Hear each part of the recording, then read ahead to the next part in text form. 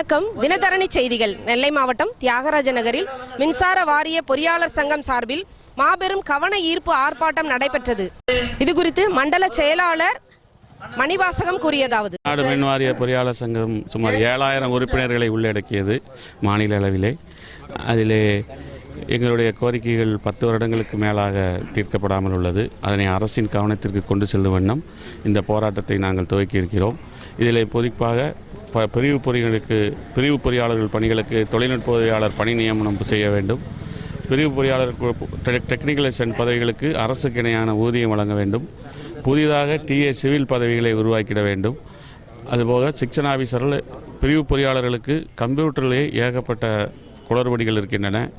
அதுவும் குறிப்பாக ஏபிடிஆர்பி ஐஎம்எஸ் பேக்கேஜுகளிலே பொதுமக்களுக்கு பணி செய்யக்கூடிய நிலைமைகள் இடர்பாடுகள் பல்வேறு இடங்களிலே ஏற்படுகிறது. அதை பல்வேறு மட்டங்களிலே வாரியத்துக்கு கொண்டு சென்றும் அது இன்னும் தீர்க்கப்படாமல் உள்ளது. ஆகவே இந்த 4 முக்கிய பிரச்சனைகளை மையப்படுத்தி இந்த போராட்டத்தை துவக்கியிருக்கிறோம். வரும் இந்த போராட்டம் இன்னும் எங்களுடைய கோரிக்கைகள் தமிழக அரசின் மாண்புமிகு முதல்வர் அவர்களின் கவனத்திற்கு கொண்டு செல்கிறோம். இதுவும் தீர்க்கப்படாமல் இருந்தால் அடுத்த கட்ட போராட்டத்தை மைய அமைப்பு கூடி முடிவு செய்யும். நன்றி.